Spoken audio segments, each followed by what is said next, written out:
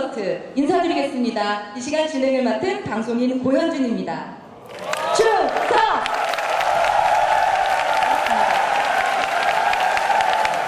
언제부턴가 읽기 문화가 점차 사라지고 있습니다. 하지만 많은 명사들이 읽기를 자신의 성공 노하우다 이렇게 이야기를 하는데요. 한국언론진흥재단과 조선일보는 젊은이들이 읽기의 의미를 되짚어보는 계기를 마련하고자 우리 시대 리더들이 말하는 읽기의 즐거움을 주제로 릴레이 특강을 펼치고 있습니다.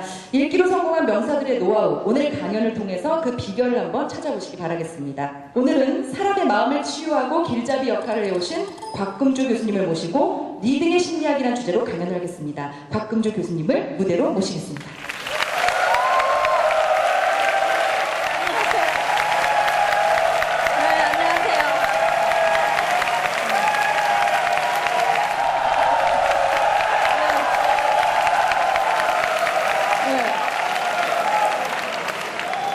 네, 감사합니다. 처음에 제가 이제 강의를 의뢰받을 때요, 제가 못하겠다 그랬습니다. 왜냐하면 읽기를 책을 많이 읽어야지 제가 강의를 할 수 있는 자격이 있지 않나 그렇게 생각이 들어서 저는 요새 책을 많이 못 읽어요. 왜냐하면 우리 관련된 전공 논문이라든지요, 책이 너무 많이 쏟아져 나오거든요. 정말 제 전공 관련해서 다 소화시키는 것도 따라가는 것도 너무나 힘이 듭니다. 그래서 제가 요즘에는 무슨 다른 책을 읽거나 이럴 시간이 도저히 없어서 제가 책을 그렇게 잘 많이 읽는 편이 아닌데, 전공책을 제외하고는요 많이 읽는 편이 아닌데 이 강의를 할 수 있겠나라는 말씀을 드렸어요. 그랬더니 그래도 괜찮다고 막 이러셔가지고 이제 제가 그러면 이 읽는 거에 대한 심리학 관련해서 여러분들에게 설명을 드리려고 합니다. 일단 제 개인적인 이야기를 하면, 저는 어릴 때는 굉장히 책을 많이 읽었어요. 그래서 책을 너무 많이 읽고, 그 다음에 그러다 보니까 이 시를 쓴다든지 글 쓰는 것도 제 나름대로는 아주 잘했습니다. 그래서 학교 시화전 뭐 이런 데 잘 되고요. 근데 한 중학교 이렇게 지나가면서 너무나 이렇게 감성적으로 되니까 공부가 잘 안 되더라고요. 그래서 이 감정을 버리기로 했어요. 네. 너무 사람이 감성적이고 감정적으로 되니까 힘이 들어지는 거예요. 그리고 심리학은 과학이거든요. 심리학 공부를 하면서는 좀 더 이제 과학적으로 분석을 해야 되기 때문에 더군다나 그렇게 됐는데요. 그런데 글을 쓰게 되는 거가, 제가 정말 글을 잘 쓰면 좋겠다라는 생각을 지금 많이 가지고 있습니다. 왜냐하면은 원고 청탁이 많이 들어와요. 신문 칼럼이라든지. 아마 제 생각에 어떤 전공을 하더라도 글을 잘 쓰는 거 굉장히 중요한 것 같아요. 그래서 우리 서울대도 뭐 글쓰기 프로그램, 그래서 갑자기 그 학교 전체에 글 쓰는 거, 글 읽는 거, 이러한 과목도 굉장히 지금 강화시켜가고 있고요. 그래서 저도 내가 글을 조금만 더 잘 쓰면 좋겠다 이런 생각을 굉장히 많이 하거든요. 그래서 중고등학교 때 그냥 그대로 갈걸, 그러면은 좀 잘 썼을 텐데, 이런 생각을 하고 있습니다. 그래서 여러분들도 언젠가 내 전공은 그렇지 않을 거고 이렇게 생각을 하지만, 글을 잘 쓴다는 거는 여러분들에게 하나의 무기가 될 것 같고요. 글을 잘 쓰기 위해서는 많이 읽는 것도 필요할 것 같습니다. 그리고요, 여러분들 신문 읽으세요? 네. 인터넷으로요? 네.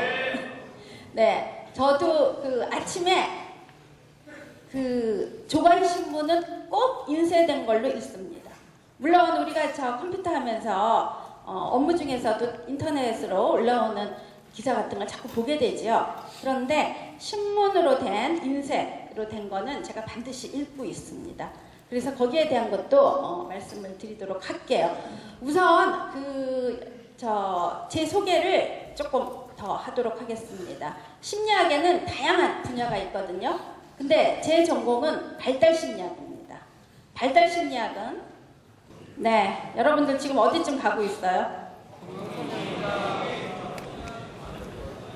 여기 조금 지나가고 있는 거죠? 네. 근데 재밌는 거는, 여러분들 제가 대학생들한테 물어보면 전부 성인기라고 얘기해요. 근데 좀 나이 드신 분들 있죠? 나이 드신 분들 뭐 제가 강의를 가거나 이렇게 해서 물어보면은 왜 그렇게 청소년기라고 그러는지 모르겠어요. 그래서 왜 그러느냐 하고 제가 한번 여쭤봤더니 이제 인생이 다시 청소년기로 돌아간다면 내가 다시 세우고 싶고 다시 만들고 싶고 다시 시작하고 싶기 때문에 그렇다 이러는 분들도 계시고요. 이제 고령화 사회가 되었기 때문에 이 정도의 나이는 청소년기라고 생각하고 살아야 되지 않나 하는 얘기를 하고 있습니다.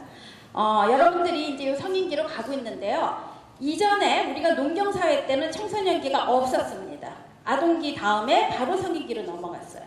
그런데 산업화가 되면서 청소년기가 이제 점점 커지게 되었고요. 청소년기 문제도 어떤 산업 발전하고 다 맞물려서 생기고 있다라고 볼 수 있겠죠.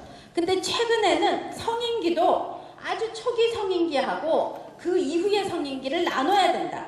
그래서 그 성인기가 어덜트시잖아요. 근데 거기에 이머징 어덜트. 그러니까 아주 초기 성인기의 이 부분들은 청소년도 아니고 완전한 성인기도 아닌 그러한 시기다라고 보고 있습니다. 이게 이제 대학 시절이라고 할 수 있겠죠. 그래서 이제 여러분들이 그 시기를 가고 있는데 제 전공은 이렇게 인간이 태어나서부터 이러한 발달 단계를 가고 있는 과정에서 어떤 변화가 일어나고 그리고 어떻게 적응하고 어떻게 도와줄 수 있을까 하는 거를 연구하는 게 제 전공입니다. 그래서 여러분들 다 잘 알고 있는 아동 심리, 청소년 심리 다 제 전공이고요. 요즘에 이제 중년기, 노인기, 노인 심리 이러한 쪽에 이제 관심들을 많이 가지고 있다라고 볼 수 있겠죠. 그래서 이제 저는 그러한 연구를 하고 있고요. 관련돼서 이제 제가 이제 우리가 나이가 들어가는 것도 굉장히 중요하고 30대, 40대, 50대 굉장히 잘 살아갈 것 같잖아요. 그런데 스스로 우리 나름대로는 30대, 40대, 50대 다 처음 맞이하는 시기이기 때문에 그 시기마다 또 방황하고 고민하면서 적응하면서 살아가고 있다. 이런 얘기를 하고 있어요. 그래서 제가 어느 날 이제 가만히 보니까 문제 아이들 뒤에는 문제 부모가 있더라고요. 그래서 이게 부모가 중요하구나 생각해서 중년의 심리를 연구를 해야 되겠다. 그래서 중년의 심리를 강의를 개설했습니다. 한 학기 동안. 근데요, 한 학기 하고 폐강시켰어요. 왜냐? 저만 재밌어요. 학생들 아무런 흥미도 없습니다. 그래서 제가 그 다음에 개설한 강의가 흔들리는 20대라는 강의예요. 이게 우리 강의 제목입니다. 멋있죠? 네. 그래서 흔들리는 20대, 20대가 되어서 모르겠어요. 여러분들은 그래도 전공에 대한 그러한 분명한 그 선택을 하고 오셨으니까 흔들리지 않을 것 같은데 저희 학생들은 너무 많이 흔들립니다. 저는 전공이 잘 맞다고 하는 학생들 거의 못 봤어요. 한 90 몇 프로 이상이 다 자기 전공이 안 맞아요. 그래서 전공에 대한 그러한 고민도 있고요. 또 친구 관계 고민도 있고요. 그 중에서 이성 친구. 대학만 가면은 여자친구, 남자친구 막 생길 줄 알았는데 너무나 안 생기기 때문에 너무 괴롭다, 고통스럽다 이러는 그래서 이러한 친구 관계, 이성 관계 그러한 문제. 그래서 제가 이제 2004년도부터 2004년 때일 거예요, 5년 그때부터 이 수업을 교양 강의입니다. 흔들리는 20대라는 그러한 강의를 개설하고요. 이거는 또 대중서 책도 쓰고 했는데 왜 제 강의는 안 뜨고 책도 안 뜨고 작년에 아프니까 청춘이다. 그것만 떴는지 모르겠어요. 제가 김관대 교수님한테 그러잖아요. 그래가지고 왜 저는 이렇게 선생님보다 몇 년 전부터 흔들리는 20대라고 해서 강의 열심히 했는데 왜? 했더니 최근에 이제 김난도 교수님 저 새 책 내셨거든요. 근데 어느 날 식사를 같이 하재요. 그러더니 출연료를 줘야 되는데 그래요. 무슨 출연료? 에필로그에 제가 등장합니다. 서점에 갔는데 여학생들이 막 깔깔거리고 어떤 책을 보면서 깔깔거리고 웃고 있더래요. 그래서 무슨 책인가 했더니 이 책이었답니다. 그런데 사진은 않더래요. 그 얘기를 하면서 에필로그에 그러한 후기 부분에 이제 박금주 교수의 도대체 사랑을 읽으면서 여학생들이 그렇게 웃는데 책은 안 사더라. 이런 얘기가 나옵니다. 그래서 이렇게 제가 그 발달심리학 관련된 강의를 하고 있다 하는 거를 제 소개를 하고요. 제가 개인적으로 왜 신문을 읽고 그리고 그 인쇄된 신문을 꼭 읽는 거가 좋겠다 하고 여러분들에게 말씀을 드리냐면은 실제로 연구입니다. 2011년도에 이루어진 연구가 어떤 연구가 있었느냐면 인쇄된 매체로 같은 내용의 뉴스를 인쇄된 매체를 준 경우하고 온라인으로 준 경우하고 인쇄된 매체로 준 경우하고 어떤 경우에 더 많이 기억하던가 하는 거를 알아봤어요. 그랬더니 이후에 훨씬 더 기억을 많이 해내는 거가 인쇄된 매체, 신문을 봤을 때가 온라인에 있던 똑같은 기사보다 훨씬 더 많이 기억을 해냈다는 겁니다. 그래서 왜 그런 걸까? 어떤 식의 기억을 해내는가? 요점을 훨씬 더 많이 알고 있었고요. 그리고 어떤 주제가 나왔던가 하는 것도 훨씬 더 잘 기억하고 있었고요. 그 다음에 그 내용에 관한 것도 훨씬 더 잘 기억을 하고 있었다는 겁니다. 그래서 그 이유가 우리가 인쇄된 매체를 읽을 때 집중 정도가 더 커진다는 거예요. 인터넷상의 기사는 훑어보기가 쉽고 빨리 보기가 쉽고 왜 언제든지 자주 들어오면 되기 때문에. 근데 인쇄된 매체, 신문이라는 것은 오늘 하루 종일 내가 들고 다닐 수는 없는 거고 그리고 아침에 보면은 이후에 없어질 수도 있고 온라인은 내가 언제든지 핸드폰이든지 언제든지 볼 수 있기 때문에 여기에 대하는 태도가 달라서 훨씬 더 기억이 더 좋게 가더라 하는 겁니다. 그리고 또 온라인상에서는 여러 가지 배너 광고 때문에 사실 이 주의력을 뺏기는 경우들이 많다는 거예요. 그래서 대충 읽어버리고 그런 의미에서 인쇄된 매체가 굉장히 중요하다라는 그러한 얘기가 되겠습니다. 제가 오늘 강의할 내용들은 심리학 실험에 근거해서 여러분들한테 이 읽는다는 거 이게 어떠한 인간에게 어떠한 의미를 가지고 어떤 영향을 주는가 하는 거를 이제 말씀드리도록 하겠습니다. 자, 제가 그 한 가지 이제 비교할 거를 제가 책으로 읽은 거하고 영화로 읽은 거를 비교를 하려고 했는데요. 에디슨이 영화를 발명했잖아요. 발명하고 나서 1913년에 뉴욕타임즈 뭐라고 얘기를 했느냐면 이제 영화를 처음 발명하고 그거를 틀어보고 사람들이 다 깜짝 놀란 거예요. 야, 이렇게 영상으로 우리가 책 한 권을 다 읽을 수가 있는 거구나. 그래서 앞으로 책은 사라질 것이다. 글자는 인쇄된 매체는 사라질 것이다.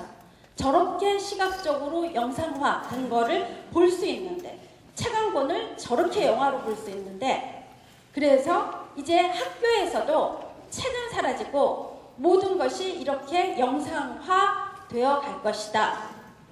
그렇게 얘기를 했어요. 아마도 책은 없어질 것이다. 그런데 어떤가? 아직까지 그렇게 생각을 했음에도 불구하고 아직까지 우리는 책을 읽고 있습니다. 그래서 책이 가지는 그러한 의미가 뭔가 하는 거를 보도록 하죠. 아마 2008년도였을 거예요. 제가 그 학회가 있어서 덴버에 학회했던 걸로 제가 기억하는데요. 학회가 있어서 LA에서 비행기를 갈아타고 덴버까지 가야 됐어요. 한국 서울에서. 그래서 LA를 갔는데 LA에서 이제 비행기를 갈아타고 덴버로 가야 되는데요. 우연히 비행장에 있는 공항 안에 있는 책방을 들렀다가 제가 책 한 권을 샀습니다. 이 책이 더 위더라고요. 아마 번역서도 나왔을 거예요. 혹시 여러분들 안 읽어보셨죠? 네, 그랬을 것 같아요. 이게 인기였을 때는 여러분들은 중학생? 고등학생? 지금 몇 학년이신가요? 1, 2학년? 4학년이세요? 그러면 하여튼 인기가 있었던 거가 2008년도에 물론 그 전에 나왔던 그러한 책입니다. 이 책이 어떤 책이냐면 아마 여러분들이 영화로 더 리더라는 영화 생각나요? 예. 네, 보셨어요? 예. 네, 거기 보면 15살짜리 소년과 35살짜리 여인의 사랑이 사랑인 건가요? 네, 조금 비정상적인 그러한 사랑일 수 있겠는데, 그리고 이 여자가 나중에는 나치에 가담하면서 이제 세계대전이 끝나고 나서 재판을 받게 되는 그러한 게 되고요. 제가 그때 책을 샀어요. LA 공항에서. 그리고는 덴버까지 가는 비행기 안에서 책을 다 읽었어요. 너무너무 재밌었고, 그리고 그냥 막 읽히더라고요. 그리고 나서 한국에 돌아오는데 이제 학회가 다 끝나고요. 한 열흘 후에 한국에 아침 비행기 새벽에 도착해서 제가 하루 동안 강의를 하고, 그때 이 영화가 상영되고 있었어요. 그래서 저녁에 강의 끝나자마자 영화관에 가서 제가 이 영화를 봤습니다. 네, 하여튼 이 장면도 그렇고요. 제가 이 책으로 읽었던 거하고 영화를 보고 나서 너무나 실망했습니다. 근데 영화만 보신 분들은 영화가 굉장히 재밌다 그러는데 제가 상상했던 거하고 너무나 다른 그러한 장면들이에요. 그래서 이 읽는 것과 영화로 보는 거가 어떤 차이가 있을까라고 제가 그때 의문이 들었어요.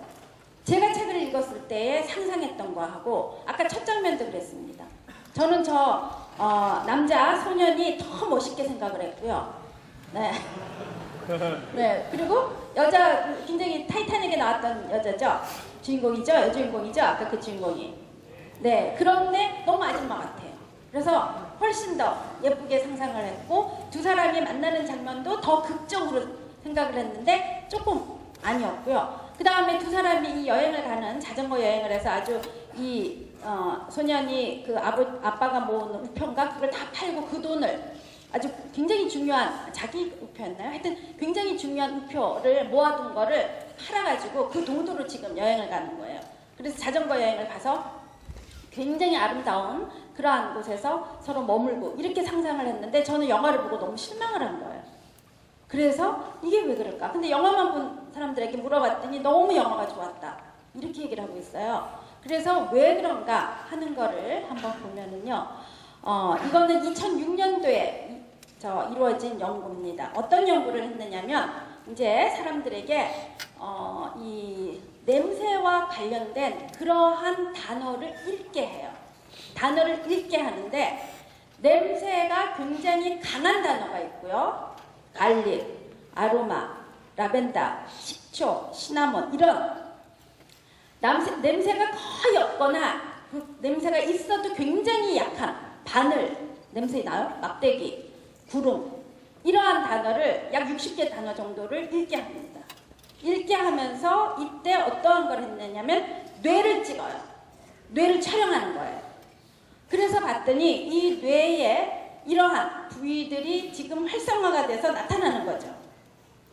어떤 거가 나타나느냐 하면, 아까 냄새가 강한 그러한 단어를 읽을 때에 실제로 그 단어를 먹을 때 또는 그 단어의 음식이 옆에 있을 때, 향수 같은 경우 맡을 때 우리 뇌가 활성화되는 뇌가 단어만 읽어도 똑같은 부위가 똑같이 활성화가 되더라는 거죠.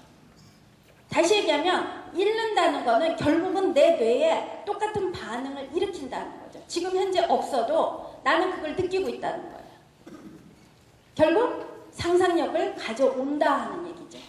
그러니까 읽는 거는 읽는 그 자체가 아니고 내가 그거를 경험한 거하고 똑같은 그러한 거를 가져오면서 상상력을 만들어준다는 거죠. 책을 읽으면서 영화보다도 어쩌면 저는 더 멋진 그러한 거를 상상하고 있었을지도 모르죠.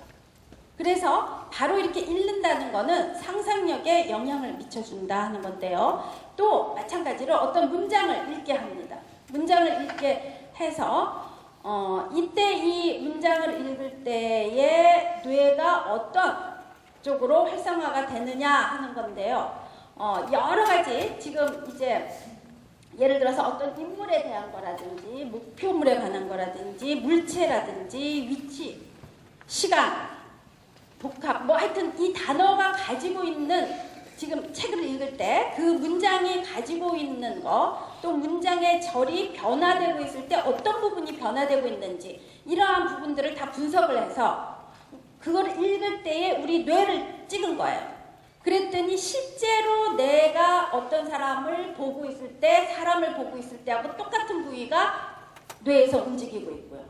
그 사람의 어떠한 내가 저 사람이 어떻게 움직이고 있는지 이런 움직임을 보고 있을 때 뇌가 움직이는 거하고 똑같이, 다시 얘기해서 아까와 마찬가지로 책을 읽는다는 거는 결국은 내가 실제로 하는 행동하고 다 똑같이 뇌가 활성화가 되고 있더라 하는 겁니다. 결국 읽는다는 경험은 그저 거기에서 끝나는 거가 아니고 내가 마치 행동을 하는 것과 같이 이러한 거를 가져오기 때문에 읽는 거에 나타나는 거가 우리가 충분히 상상을 할 수 있지 않나. 결국 읽기라는 거는 내가 직접 행동하는, 또 그러한 것들을 충분히 상상하게 하는 그러한 역할을 하는 거가 바로 읽는 활동이더라 하는 거죠. 근데 이러한 상상력은 결국 창의력하고도 관련이 돼 있어요. 우리 창의력, 창조 경영, 창의 교육 이러면서 굉장히 창의력을 강조하잖아요. 근데 창의력이 어디서 어떻게 나올까? 이러한 읽는 거에서도 충분히 창의력이 만들어질 수 있다는 거예요. 근데 읽는 거를 괴로워하고 지겨워하고 지루해하면서 억지로 읽는 거는 전혀 도움이 안 돼요.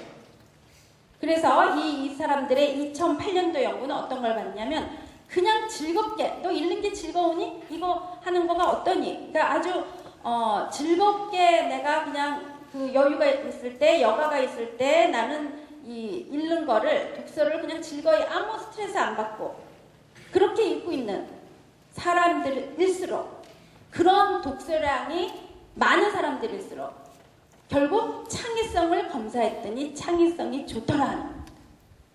그러니까 저같이 전공 책을 읽고, 그죠? 전공 논문을 읽고 이런 경우는 그다지 창의력이 좋은 건 아니에요. 그러니까 즐겁게, 재밌게, 그러한 여유 있는, 물론 자기 전공 부분도 굉장히 즐겁게 재밌게 읽는다면 괜찮겠죠? 근데 내가 이게 이 일이고 그 다음에 아주 힘들게 읽고 있다. 그러면은 그거보다는 즐거움을 가진 책 읽기가 훨씬 더 창의력을 가져온다는 거죠. 그래서 여러분들이 틈틈이 책을, 내가 즐거운 책, 재밌는 책 읽으면 돼요. 그렇게라도 읽는 습관을 가지면은 여러분들의 상상력, 창의력에 도움이 될 수 있다라는 거죠. 피카소도 이런 얘기를 했어요. 우리가 상상하는 거 그거 자체가 실제야, 현실이야. 다 실제 일어날 수 있는 거다 라는 얘기를 했고요. 그 다음에 아인슈타인도 뭐라 그랬냐면 진짜 지능이라는 것은 뭐냐? 난리지? 지식이 아니고 이매지네이션이다, 상상이다라는 말을 했어요. 그래서 이 상상력, 결국 창의력이 되고 여기에 도움을 주는 거 읽는 습관이 그래서 필요하지 않을까 하는 거죠. 그래서 이제 이 읽는 거가 중요하긴 한데, 또 하나 제가 이제 어떠한 부분에서 이 읽기 능력이 필요한가 하는 거를 얘기하기 위해서 21세기에 우리가 필요한 거가 이러한 지능 아니고 성공지능, 성공하는 지능이 따로 있다. 우리가 보통 얘기하는 거는 여러분들이 지능 검사해가지고 알고 있는 건 다 아카데믹한 지능이에요. 근데 이렇게 그 아카데믹한 지능이 과연 사회에 나왔을 때 성공을 할 수 있던가? 그래서 성공지능은 따로 있다라는 얘기를 했습니다. 누가 얘기했냐? 제가 얘기를 한 게 아니고요. 로버트 스턴버그라는 예일대 심리학과 교수, 당시에는, 지금은 텁스 대학의 총장으로 갔더라고요. 한 몇 년 전에. 심리학자 로버트 스턴버그가 주장을 한 거가, 90년대 지나면서 주장을 한 거가 성공지능이 따로 있다. 그래서 이 성공지능이 너무나 중요하다. 그냥 아카데믹한 지능보다 성공지능이 있어야 된다라고 얘기를 했어요. 성공지능이 뭐냐? 이 사람의 책에 나와 있는 일부분을 제가 예를 그대로 갖고 와서 말씀을 드리겠습니다. 아마 여러분들이 다 알고 있는 내용일지 모르겠는데요. 어느 대학생 둘이, A라는 대학생과 B라는 대학생이 산에 올라갑니다. 등산을 갔습니다. A는 그 학급에서, 그 전공에서 1등을 하는 우등생입니다. B는 열등생이에요. 학점 나빠요. 그러한 A와 B가, 열등생인 B가 등산을 하러 올라갑니다. 막 둘이 올라가다 보니까 경고문이 나와요. 한 산 정상까지 갔더니 더 이상 들어가지 마시오. 여기 더 들어가게 되면 식인, 야생동물, 또 식인, 사람 잡아먹는 곰이 있습니다. 이거 책에 나온 겁니다. 있습니다. 더 이상 올라가지 마시오라는 팻말이 나와요. 그럼에도 불구하고 A하고 B가 설마 나오겠냐, 더 올라가자 하고 올라가게 됩니다. 정말로 네, 이렇게 곰이 나왔습니다. 자, 식인곰이 확 나오니까 이 똑똑한 우등생 A 계산합니다. 나의 머리는, 나의 달리기는 100m에 뭐 14초, 15초. 곰의 달리기는 얼마나 될까요? 여하튼간에 얼마. 그래서 나눠봤더니 결국 1분 20초 만에 잡아먹힙니다. 계산이 나왔어요. 야, 1분 20초밖에 안 됐구나. 바보 B는 뭐하나 하고 쳐다보니까 조금 보태서 바보 B는 운동화끈을 쫙 묶더니 쏜살같이 뛰어내려가요. 그 뒤를 A가 뛰어내려갔겠죠. 그 뒤를 곰이 막 쫓아오겠죠. 이 똑똑한 A가 뒤에 쫓아가면서 B한테 소리쳐요. 이 바보야! 너 우리 이렇게 아무리 뛰어도, 너 그렇게 아무리 뛰어도 우리는 1분 20초 안에 잡아먹히게 되어 있어. 그러면서 소리칩니다. 막 앞에 뛰어가던 바보 B가 돌아보면서 뭐라고 했겠어요? 네, 다 아시죠? 인간성 얘기하지 맙시다, 여기서. 네. 뒤로 돌아보면서 나 그런 복잡한 거 잘 모르겠고 내가 분명히 여기서 알고 있는 거는 너보다만 빨리 뛰면 돼 라는 거죠. 그래서 제가 인간성 얘기하지 말고요. 결국은 이 상황에서 내가 무엇을 하느냐, 실용적인 지능, 실제적으로 필요한 지능. 네, 인간성 얘기하면 조금 안 좋아요. 그렇죠? 하여튼 네, 이 아카데믹한 그러한 지능이 아니고 성공하는 지능은 결국은 내가 써먹을 수 있는 능력이어야 되는 거예요. 실용적인 지능이 중요하다.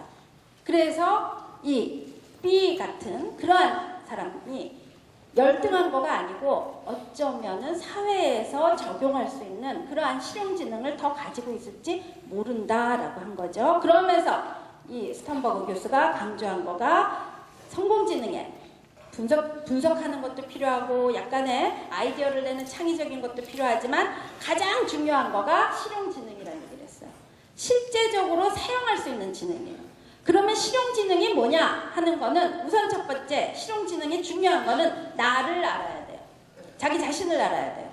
내가 어떤 형인지 어떤 사람인지 알고 있어야 돼요. 내가 아침형인지 여러분들은 다 아침형이죠? 네, 어쩔 수 없겠네요. 네, 그럼 아침형에 맞춰가지고 네, 아니면 저녁형이다 거기에 맞춰서 또 시간이 급하면은 잘 해내는 사람이 있는가 하면 시간이 많아야지 차분하게 할 수 있어요. 시간 급하게 주면은 난 못해요.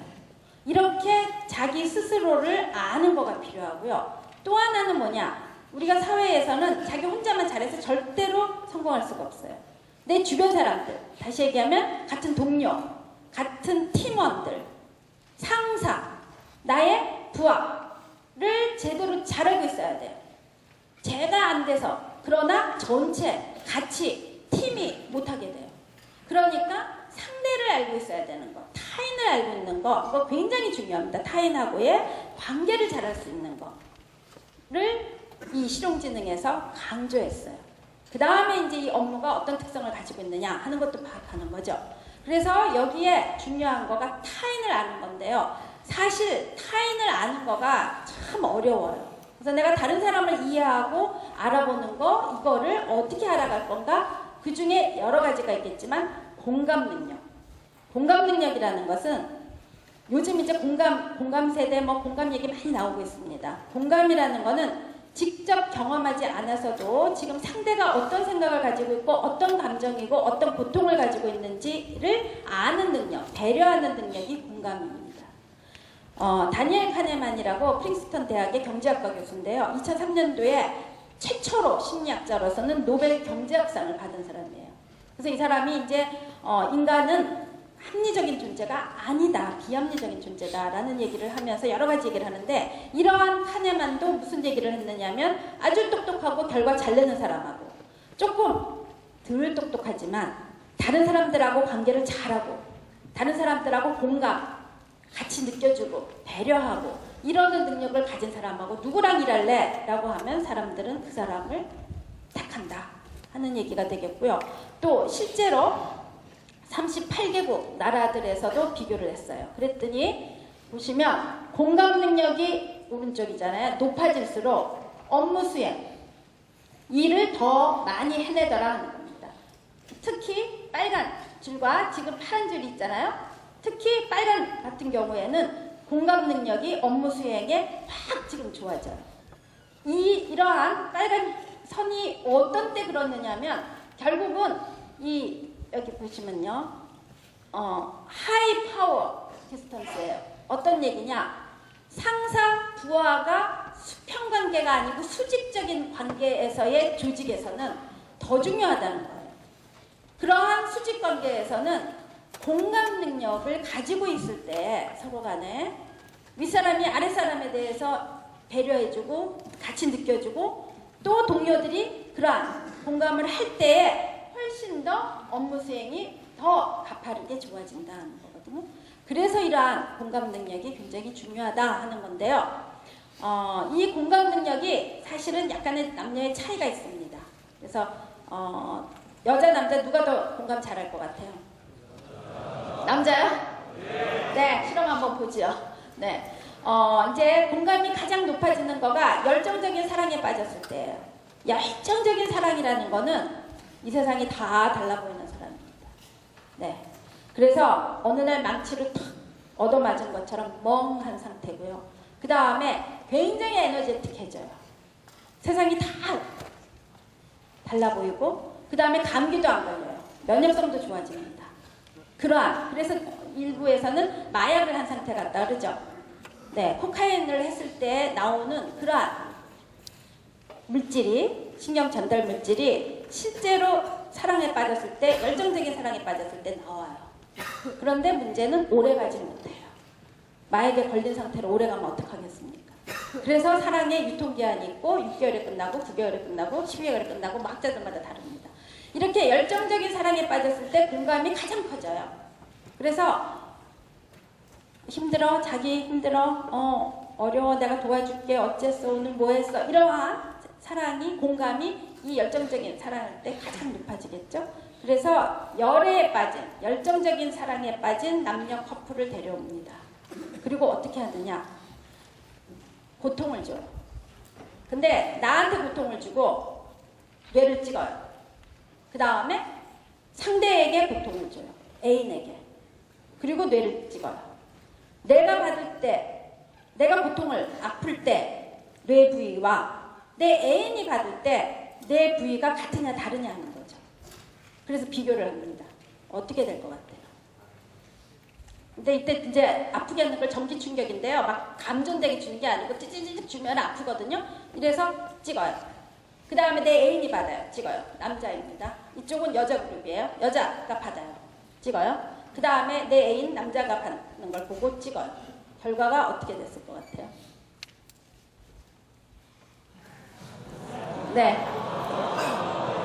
여자는요. 아니에요. 내가 불리한 얘기를 하는구나. 내가 그죠? 네, 이렇게. 네. 그래서 여자는 자기가 받을 때나 애인이 받을 때나 똑같은 부위가 활성화되는데요. 남자는 이렇게 열정적인 사랑에 빠져서도요. 자기가 아플 때는 안 아프다고 죽는다 그러고요. 애인이 받을 때 이 고통 내 모른다는 거예요. 아니라고요? 네, 그럼 한 가지 더 봅시다. 그래서 이거는 어른들이에요. 성인들 연구라서 그 다음에 한 거는 네, 제가 한 겁니다. 이거 사실은 제가 EBS에서 실험을 했던 건데요. 이거 어디 작년인가 KBS에서 다른 교수님이 틀어줬어요. 그래갖고 뭐 사전 허락 없고 돈도 안 내고 틀어줬다고 EBS에서 지금 소송 걸어놓은 문제의 장면입니다. 네, 네. 어떤 거냐면요. 네, 보신 분들도 있을 텐데요. 그러면 선천적으로 타고난 거냐 하는 걸 알아보기 위해서 24개월 된 아기입니다. 24개월 된 아이의 공감을 여자아이입니다. 다시 아이들은 뿡 다시 뿡 아파. 함께 놀던 엄마가 망치에 손을 다친 척합니다.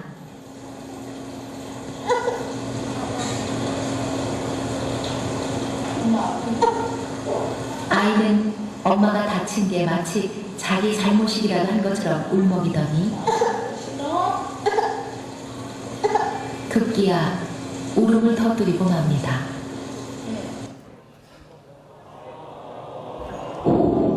이 아이는 여자아이입니다.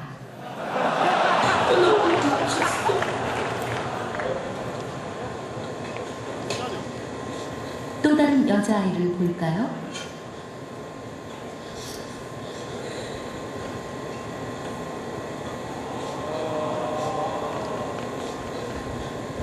이 아이 역시 바로 반응이 나옵니다.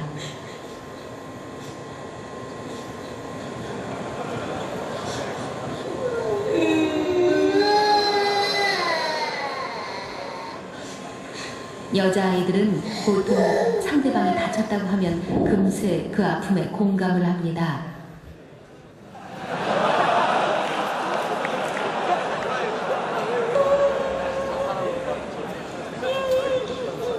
그럼 남자아이를 한번 볼까요?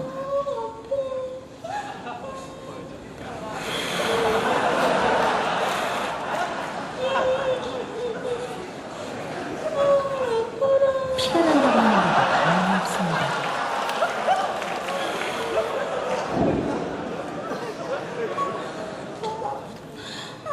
이 아이는 다를까요? 저런 빨리 울기까지 하네요. 네, 이거 실제로요. 24개월 된 아기들을 이제 데려와서요. 이 실험을 하기 전에 프리 테스트를 해요. 아이들이 이 상황을 이해했느냐 하는 걸 먼저 봐요. 이해를 못하면 엄마가 다쳤는지 어쩐지 실험이 안 될 거 아니에요.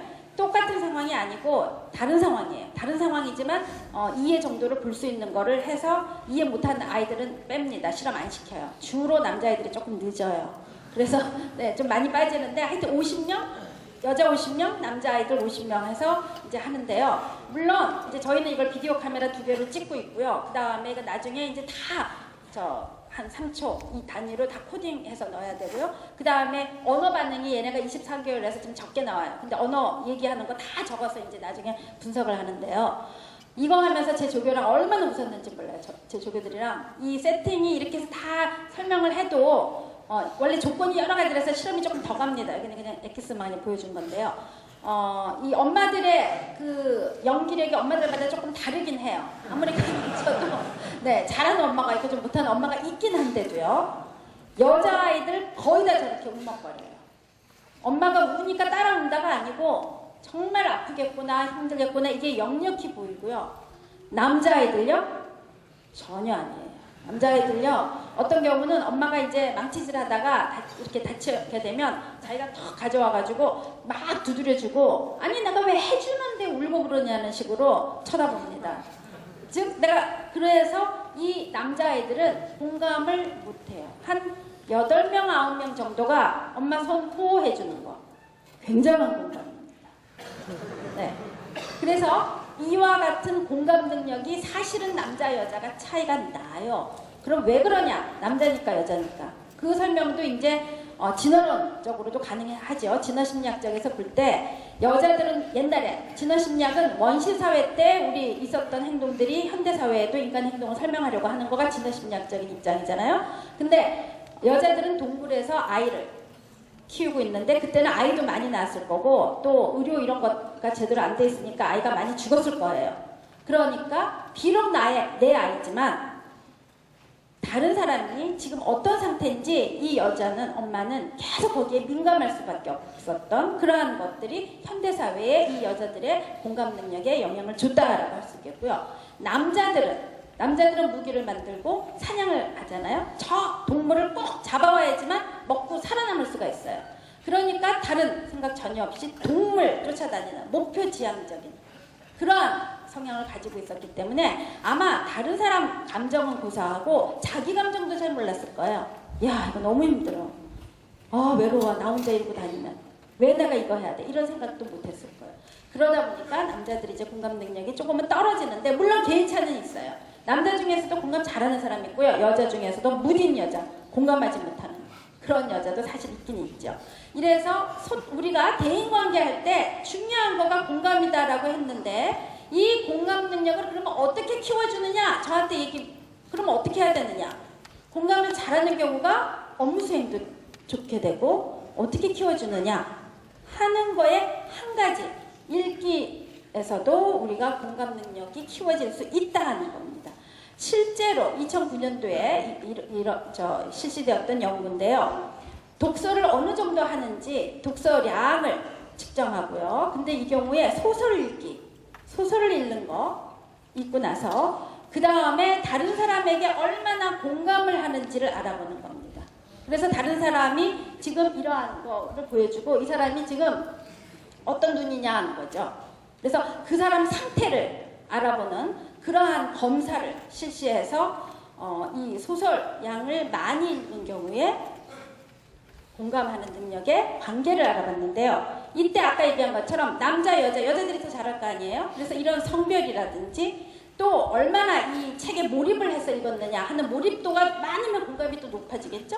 그러니까 이러한 것들은 다 컨트롤했어요. 다 영향을 주지 않도록 해서 통계를 돌려봤더니 소설을 독서량이 많이 읽을수록 다른 사람의 마음을 이해하는 공감 능력이 향상이 되더라 하는 거죠.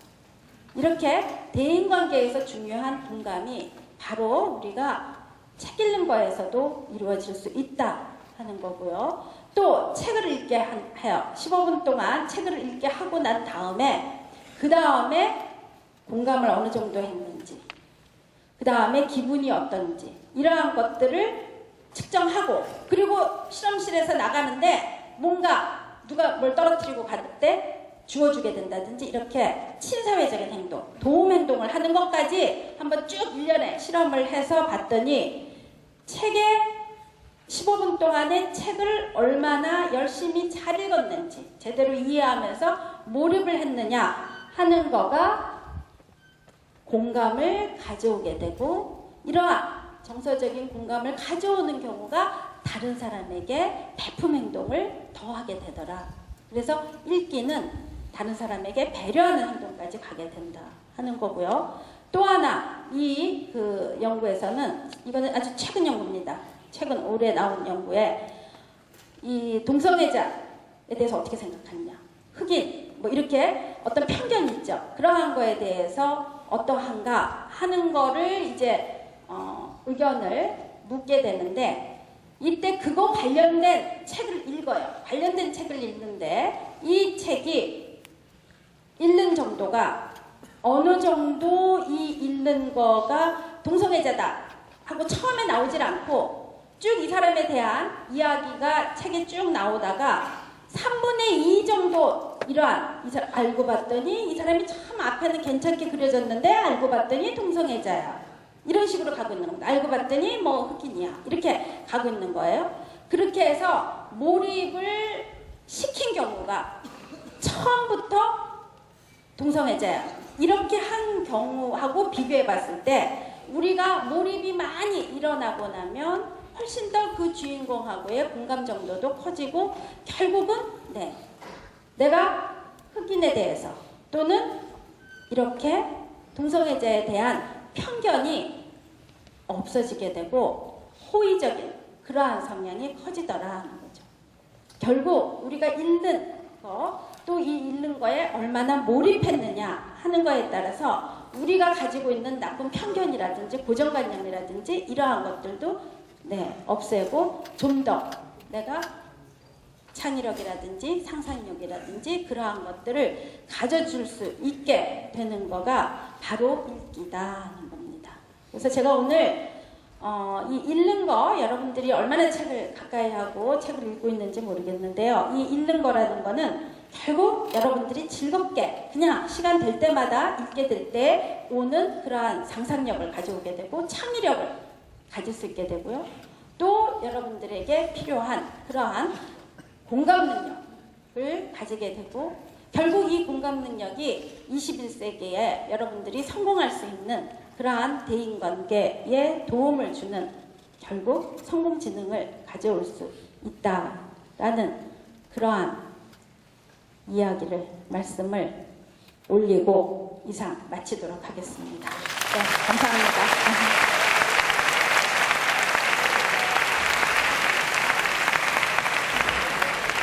자, 먼저 첫 번째 질문을 이제 들어가야 될 텐데요.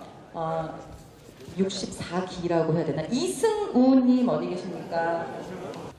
안녕하십니까. 공군사관학교에서 파견 나온 이승우 생입니다. 아, 네, 반갑습니다.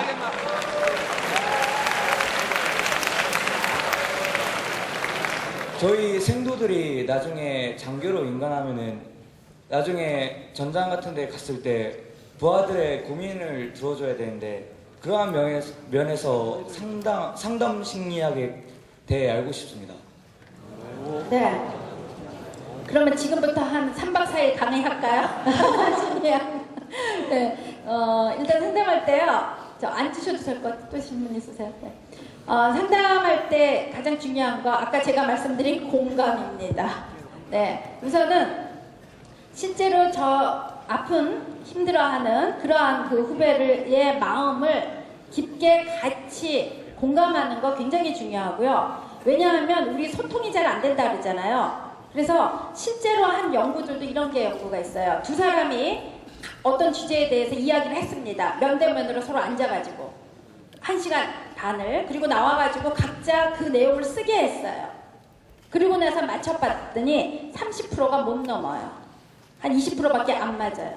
그 얘기는 뭐냐면 두 사람이 서로 면대면으로 같이 보고 있어도 그 사람 이야기할 때요 딴 생각해요. 경청이 안 된다 그러죠. 경청하라 그러죠. 그래서 딴 생각을 하니까 제대로 이해를 못한 게 되는 경우 있고요. 그 다음에 그 사람이 한 얘기를 내 식으로 생각하고 다 내 경험에 다 빗대어서 생각하는 거예요. 그래서 이렇게 두 사람이 앉아서 얘기하는 것도 이렇게 어려운데 하물며 지금 요즘에는 인터넷이라든지 텍스트 이런 문자 이러한 거로 하기 때문에 사실 소통이라는 거가 얼마큼 잘 되고 있을까 이런 것도 한번 생각을 해보셔야 되거든요. 근데 일단 상담을 할 때 중요한 거가 그 사람의 어떤 상황들 이러한 것들을 첫 번째는 공감해 주는 거가 중요하고요. 그 다음에 들어만 주는 것도 굉장히 중요합니다. 제 옛날 경험에 제가 27살 때부터 강의를 처음 나갔어요. 26살 2학기 때부터인가요? 처음 강의를 갔는데요. 처음에 이 시간 강사일수록 제일 많은 학생들 350명, 400명 되는 교양 강의 줍니다. 그런데 남학생들도 엄청 많고요. 어떤 학생들은 독학해가지고 저보다도 나이도 많은 것 같아요. 그래서 제가 또 이렇게 외모가 왜소하잖아요. 자꾸 이러니까 다 놀려요, 막 남학생들이. 그래서 너무나 힘들게 제가 그 첫 학기를 아직도 기억에 생생한데 그래도 강의가 끝날 즈음에 그 학기가 끝날 즈음에 어떤 남학생이 저를 이제 상담을 하고 싶다고 따라 쫓아왔어요. 이제 얘기를 좀 하겠다 이렇게 얘기를 해서 상담을 하겠다 해서 제가 이제 긴장을 했습니다. 잘해줘야지. 네, 아니 진짜 저한테 강의를 듣고 감동을 받았대요. 자기가 석 달을 이렇게 지켜봤는데 이번 학기에 제가 참 감동을 받았습니다. 뭐 학생들이 막 그래도 너무나 열심히 꿋꿋하게 강의를 하고 해서 이제 그래서 상담을 하겠다고 이제 앉았어요. 앉았는데 이 친구가 뭐 너무너무 힘들어요. 뭐 독학을 했는데 뭐 집안도 안 좋고 뭐 애인도 있고 막 이런 얘기를 한참 하는데 이렇게 하면 어떻겠냐, 저렇게 하면 어떻겠냐. 저로서는 상담을 잘 하려고 계속 이야기를 할수록 이 친구는 안 돼요. 이래서 안 돼요. 이래서 안 돼요. 한 3, 40분을 하는데 더 이상 할 얘기가 없는 거예요. 그래서 그냥 들어줬어요. 그게 아마 2시간 반 정도 지나간 것 같아요. 네. 들어줬는데 정말 상황이 안 되겠구나 하면서 이제 더 이상 이래라 저래라 얘기도 못하면서 제가 들어줬습니다. 근데 한 2시간 반 정도 지났더니 표정이 밝아져요. 그리고는 일어나서 이제 가야 되겠대요. 그러면서 정말 저를 90도 각도로 하면서 이 친구가 감사하다고 아주 좋은 말씀 많이 듣고 간다고요. 저 한마디도 안 했어요.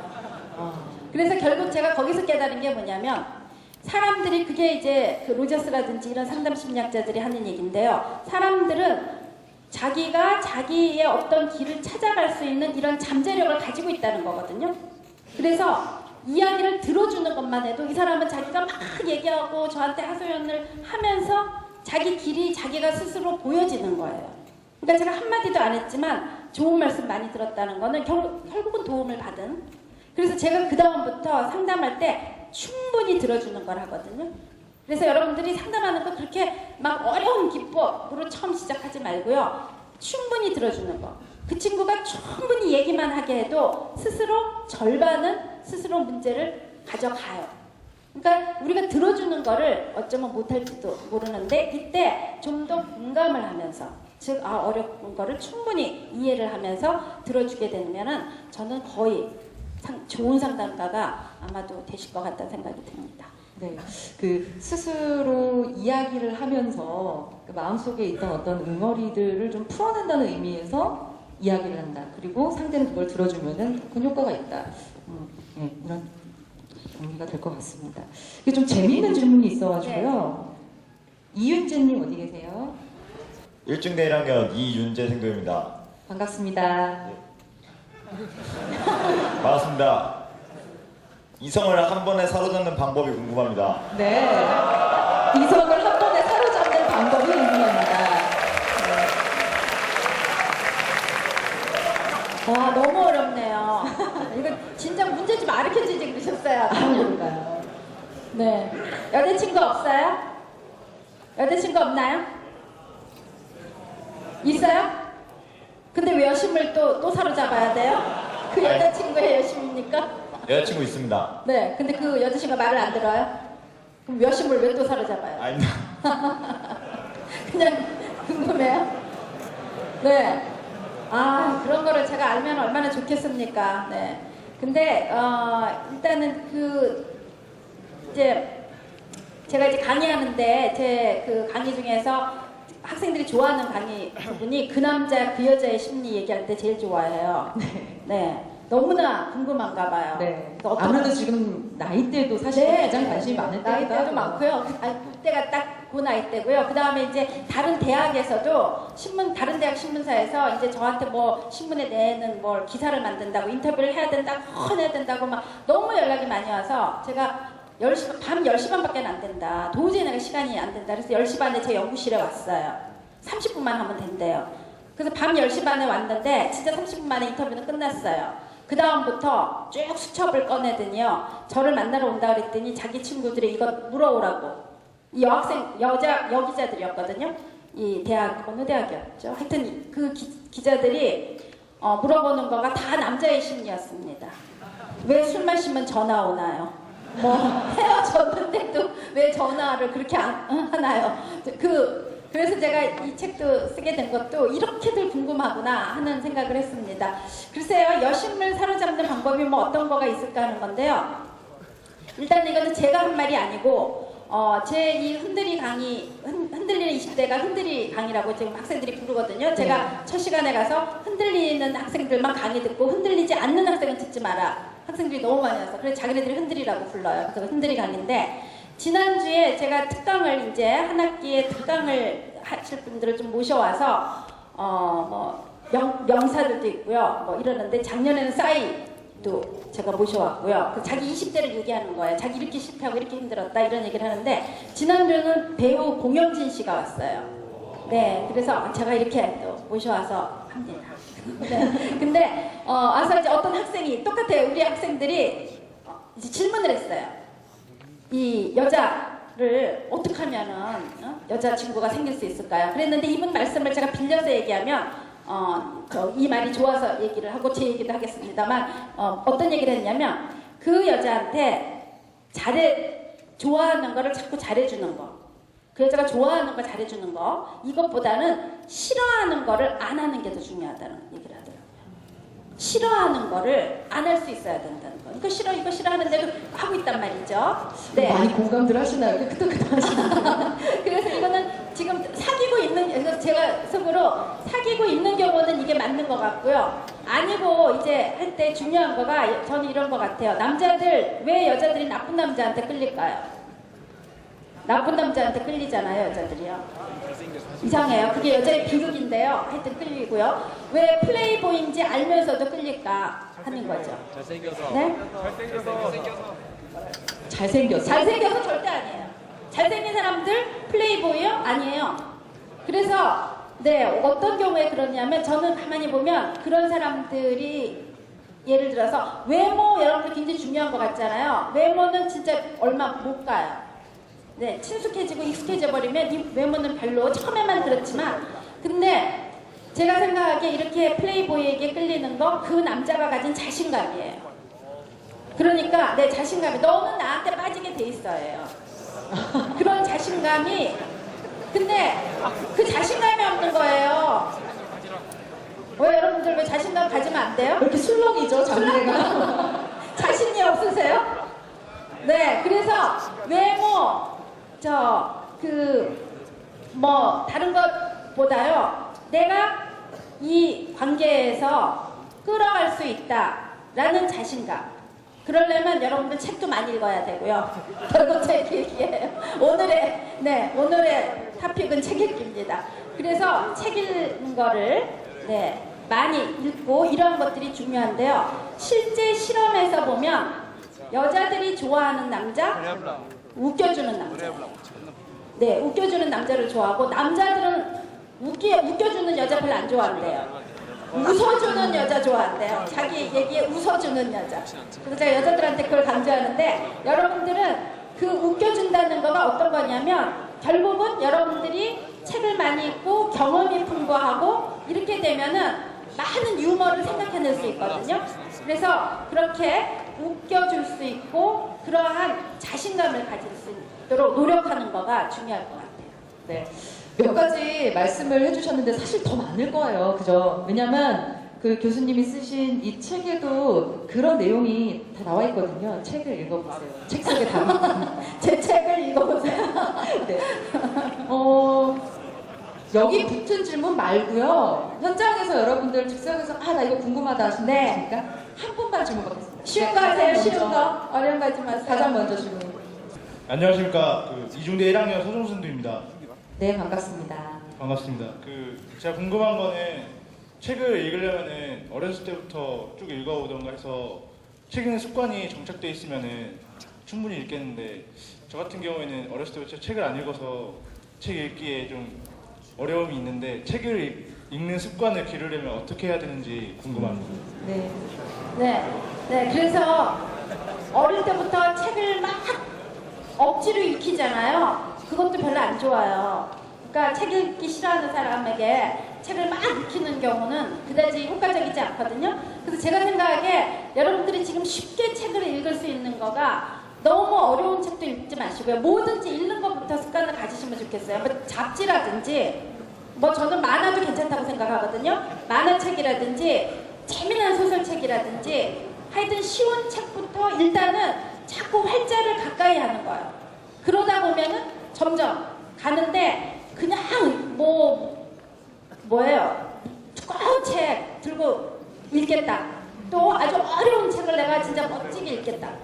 그렇게 하는 거는 좀 욕심일 것 같다는 생각이 들고요. 처음에는 그냥 쉽고 재미나고 잡지고 내가 관심 가는 거를 우선은 계속 읽다 보면은 그러한 거가 진짜 책으로 가게 되기 때문에 정말 재미난 책부터 읽으시면 좋을 것 같고요. 제 책이 조금 재미나요. 깨알같은 맞습니다. 네, 7중대 2학년 김무정 생도입니다. 네, 반갑습니다. 몇 대까지 교수님께서 살아오시면서 맞았던 가장 큰 위기의 순간이 궁금합니다.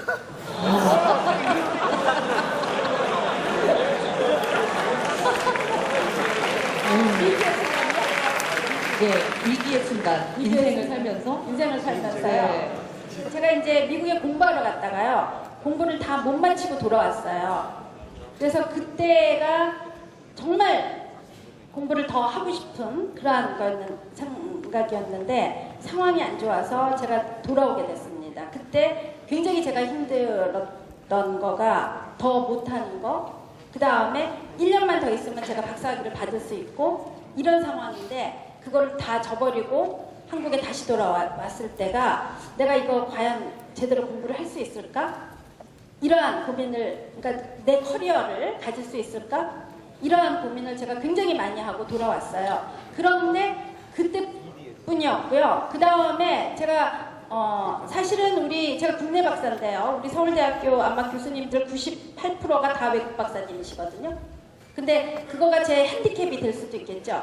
근데 제가 돌아와서 내가 학위가 중요한 거가 아니고 정말 공부가 재밌고 심리학 공부가 재밌고 심리학 연구를 내가 누구보다 많이 하면 되는 거고 그리고 연구하는 거가 너무 즐거우면 되겠다. 그래서 그 다음부터 저는 연구하는 거에 빠졌어요. 그게 저한테 더 플러스가 됐던 것 같거든요.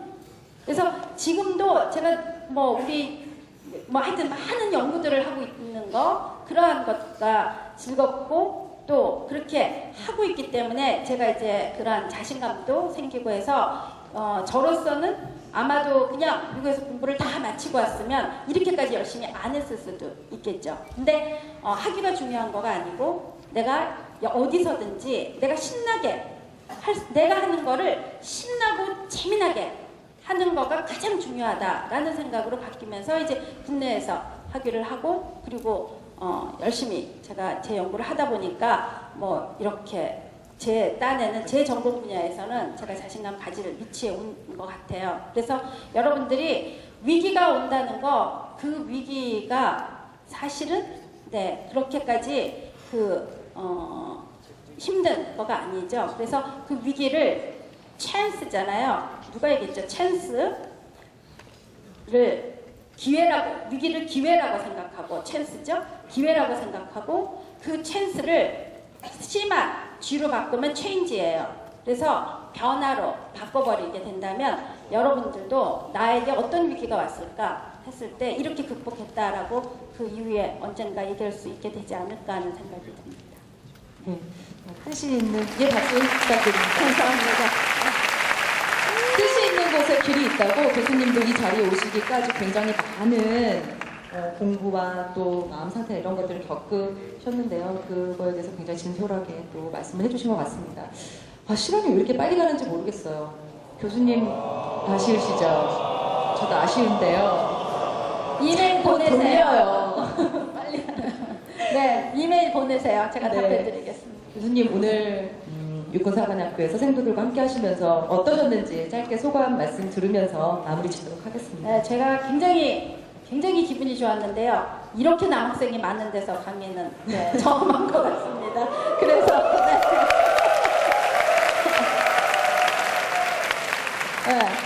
그래서 저만 너무 좋아했고, 하여튼 제 강의 들어주셔서 너무나 감사드리고요.